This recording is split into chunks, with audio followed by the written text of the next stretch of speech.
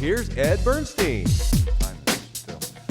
Hi, and welcome to our show. My guest today is Congressional candidate and Nevada State Senator Ruben Kihuen. And a little bit later on in the show, Ruben, we have a guest on who's going to talk about a trade secret, how women can really, secretly enhance the beauty of their faces. So women, you want to stay tuned and watch that. This has been such a strange election year. You've been involved, legislatively as a state senator, assemblyman. That's correct. At one time I as was well, in assembly. right? Yeah, that's right. And so you've been, entrenched in Nevada politics. You know how it works. Have you ever seen a year like this before? Well, look, at first, thank you for having me on the show. 2016 is a different year. I've never, in my 20 years that I've been in elected office or involved in campaigns, I've never seen anything like this. The negativity, the anti-immigrant, anti-women, anti-gay talk out there from the Republican side is unprecedented. We used to see Republicans such as Ronald Reagan who talked about immigration reform. Today we're talking about deporting 11 million people and building the wall. So 2016 is a different year. But this is also a good year for us to be involved, for people to come out and vote, to get involved in the process. May you be Republican or Democrat, it's important to make our voices heard this year more than ever. And I agree with you, but it seems like it's easier to get people involved when you're discussing negativity and discussing hate, and instead of discussing, inclusiveness. Yeah, you're right. I mean, look, when you have a candidate who's out there talking about, taking away rights of gays and taking away rights of immigrants and taking away rights of women, clearly you're going to have that base of supporters who are going to be riled up. But at the same token, you're also going to have the opposition who is going to wake up and say, hey, if we don't participate, we might end up with a president who is going to want to deport us, or who's going to want to take away my right to choose, or my right to marry whoever I want to marry.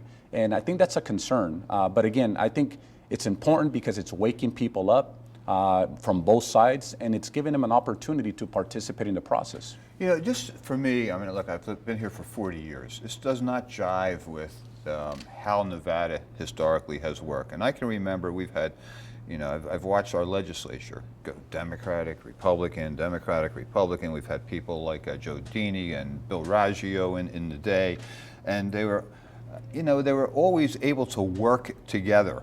And Nevada has a history of whoever, irrespective, even this last session where the Republicans took over the Assembly and the Senate. I mean, you were able to work with people like Robeson, and I'm trying not to get political here, Sure. but you guys all work together, and the animosity in the national election is pouring over to, because Nevada seems to be at the epicenter now with what happened with the throwing in the chairs with the Hillary and the Right. Bernie thing, and Nevada is really becoming a center of this. Well, look, in Congress, it used to be that you can have a debate on the on the House of Representatives or on the Senate floor, and then you go out and have dinner with other members of Congress that you just debated with. Today, you're seeing a Congress that is more divided than ever, a Congress that is less productive than it's ever been in the history of America, and a Congress that is less popular than almost any other legislative body in the world. And so right now, people are fed up.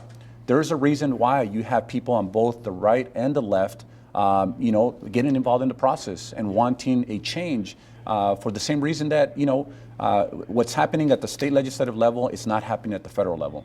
As you mentioned, this past legislative session, one of my most important pieces of legislation, creating the grants for low-income students to go to college, I teamed up with a Republican, with Ben Kihuen, a Republican from Reno. And I got criticized by a lot of Democrats, because I was working with a Republican on the bill. Bottom line is this bill ended up passing. 1,400 students are now going to college because of this bill that we worked on together. And it was considered the best collaborative effort between a Republican and a Democrat. And I'm proud to say that that's the same type of approach that we have to take in Congress, and part of the reason why I'm running for Congress today. Yeah, what's really irritating to me is how it seems like people don't engage in the facts. I mean, you can just say something enough times and it becomes truth, right, instead of really fact checking it. And particularly, and I know that you're being you got President Clinton's support, for instance. Mm-hmm. Now, I can remember when President Clinton was president, seemed to me it was like one of the best time periods we had in my lifetime. You know, the economic situation in the United States was great. You know, we had, you know, a couple little military things, but there was nothing really that significant. You know, the country felt good about itself. And now it seems like everybody's rewriting the past of Bill Clinton. That's right. I mean, look, I remember the 90s, right? Everybody had jobs. Our economy was on the up. You know, houses were being built. You know, people were moving to Nevada, right? That's when our boom began. That's what I remember very vividly of the 90s when President Clinton was president. Today, you know, we have campaigns that are mudslinging, you know, just because his wife happens to be running for president, all of a sudden they're trying to, as you said, rewrite history. Bottom line is this, I mean, people are fed up, but there's a way to approach things and a way to not approach things. You got to do it by going out to the polls and voting for the candidate that you feel best represents you, not because you're out there angry at somebody or because, you know, you want to show up to a convention to cause chaos. You have to do it because you want to get involved, because you want to make a difference. That's the reason why I got involved in politics, you know, 20 years ago as a campaign volunteer. I wanted to make a difference. My family migrated here from Mexico when I was 8 years old, you know, and all those opportunities that were given to us only in this country are now the same opportunities that we have to protect for future generations. And that is the reason why I got involved politically and the reason why I vote today in every election. Voting is important. It's our most important right. And that is probably the best way that people can speak up. Go and vote for the candidate that you feel best represents you. What do you think we need to do with the immigration issue? I mean, it really is, you know, it's personal to you. You expressed how you know, you grew up and you know, what you've become as the opportunities afforded to you in this country. What do we do now? Right now in America, we have a broken immigration system. And I think both Republicans and Democrats can agree on that. We have a system where if you want to go through the process legally, you have to wait about 25 years in order for you to even get an interview to come in and try to get your citizenship. Right now, there's 11 million people in this country, possibly up to 12 million, who are here undocumented. Most of these people are working here tirelessly day in and day out. There are neighbors, there are friends, people who are paying taxes and not getting anything in return. Most of these people are honest, hardworking people who just want a shot at the American dream. Because the story on the other side is almost the opposite. That they get all the benefits and don't pay taxes, but it's not really true. That's not true, absolutely not. I mean, look, my family is a perfect example of that immigrant family who came here in pursuit of the American dream. We came here with absolutely nothing, but we also didn't come here to ask for anything. We came here, we worked hard. You know, my father was a teacher in Mexico. He sacrificed his career and his life to make sure that his kids had a future in America. So when he first came here, he worked as a farm worker. My mom worked as a housekeeper for many years.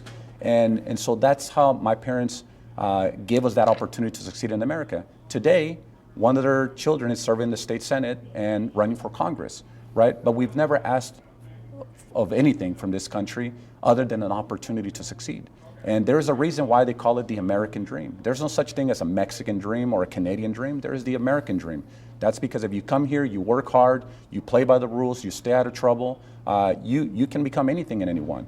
And so that is what I believe in. I believe we have to pass immigration reform. You know, Congress 2 years ago had an opportunity to pass a comprehensive immigration bill, and a bill that passed in a bipartisan fashion from the Senate, yet the Republicans in the House refused to give it a vote. And the incumbent, who I'm running against right now, Crescent Hardy, is against immigration reform. He voted to defund the DACA program that allows the undocumented students to go to college here in America and to work legally. These are students who were brought here through no fault of their own. They want to go to college. They just want to get a college education and become productive members of society. I believe that those children should have an opportunity. Yeah, oftentimes people are arguing the opposite. That, hey, we bring people here from other countries, we educate them, and then they go back to that country after garnering an education in the United States. Right. That doesn't make sense. Correct. Right? Look, we've educated them here. Exactly. We've educated them K through 12, right? Why not give them an opportunity to go to college? Why not give them an opportunity to serve in the military?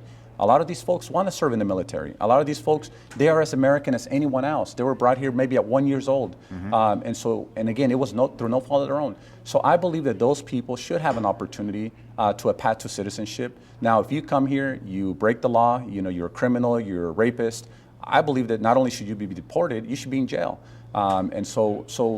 But most of the folks who are here undocumented, they're here working hard, contributing to our economy, and they just want an opportunity to succeed. That same opportunity that my family obtained back in 1986, thanks to Ronald Reagan's amnesty.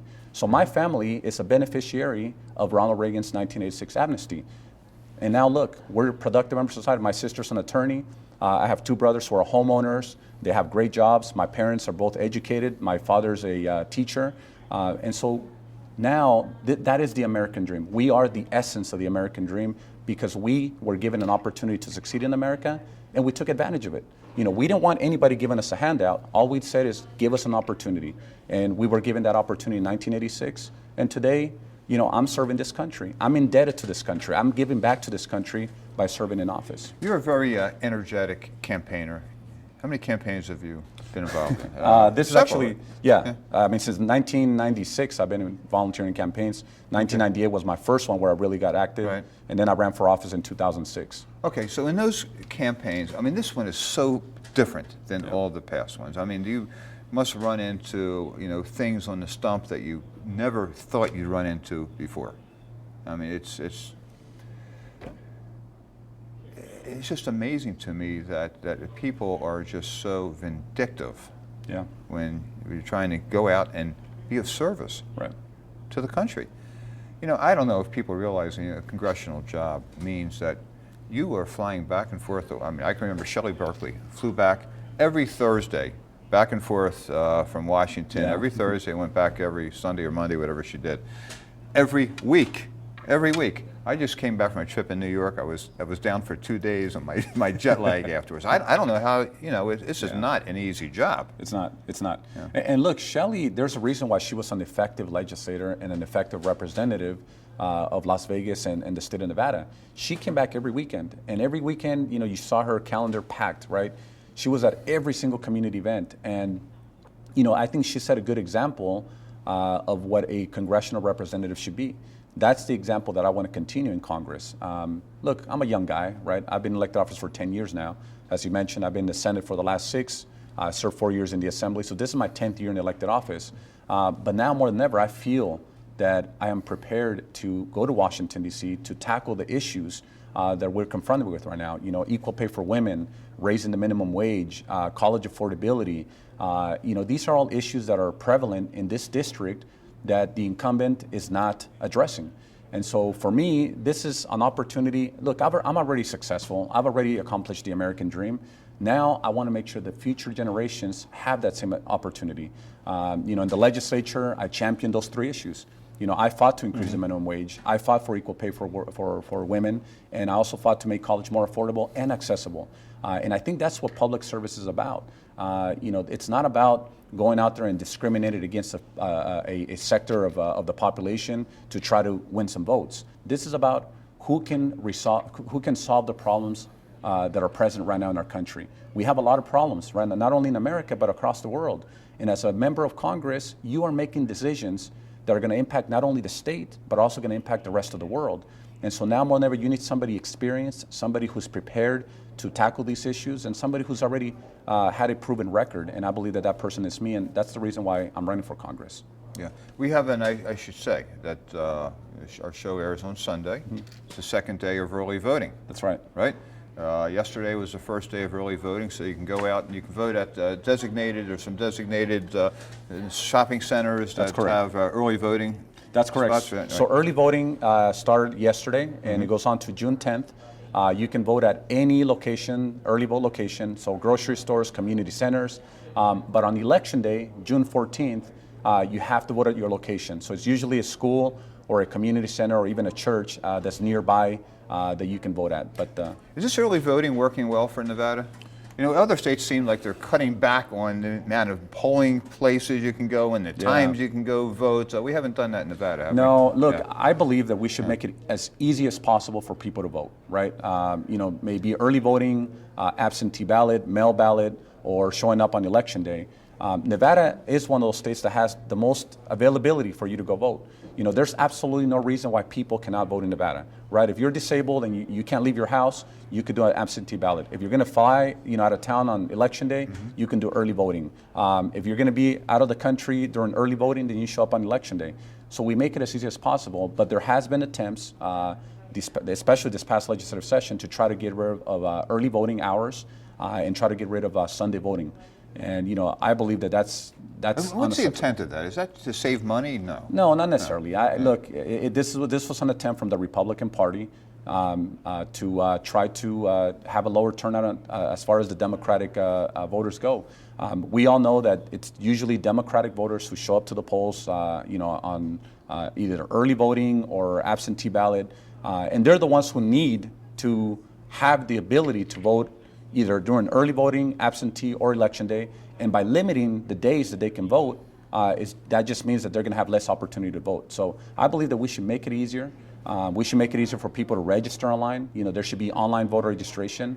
I believe California already expanded that, where people can actually just go online and register to vote, rather than having to mail, you know, an actual form or show up to the elections department.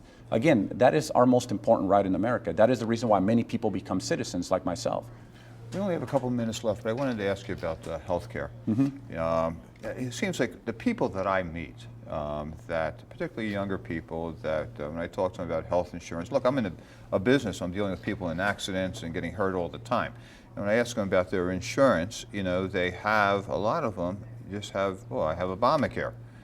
Didn't have insurance a couple of years ago. Now they have something. I'm sure there's issues with it that have to be adjusted, and I'm hopeful that those issues get resolved in the future. But it seems to me that the whole area of medical care is getting, you know, and it probably has nothing to do with Obamacare, but you know, it probably has more to do with the number of nurses, number of doctors, the efficiency of the hospitals. You know, the third leading cause of death in the United States is cancer, heart disease, and then number 3 is medical mistakes. Right. You know, that's a big problem. It is. It is. And look, which is the reason why I'm grateful that Obamacare actually passed a few years ago. You know, now we have, you know, millions or more people that are insured. Right now, if you're, you know, if you have kids that are under 26 years old, now you can keep them on your health insurance. You can also, you know, not get denied for pre-existing conditions. So now more than ever, people are getting insured. But is it perfect? Absolutely not. There's some changes that need to be made. You know, the pharmaceutical industry still controls a lot of this high prices on our prescription drugs. Those need to be, you know, lowered. We need to get rid of the Cadillac tax, you know, that unfortunately penalizes a lot of the union workers, a lot of the middle class, working class families for having a good health plan. And so I believe that there's some changes that need to be made. But for the most part, I think it's been effective, but we do need to change it and make sure that we improve on it. Ruben, thank you so much for coming. Ruben Kihuen, and early voting. I mean, people have to get out and vote. That's right. And lighten things up, we're going to have the guest now, Jamie Lee Metz, who's going to talk about how to make women even more beautiful. Excellent. Well, I could use some help too. You're okay. Thank you, back. If you forgot to pay your cell phone bill, it's your fault. But if you've been hurt in an accident, injured at work, or denied Social Security benefits, it's your fault if you don't call Ed. Enough said. Call Ed. EdBernstein.com.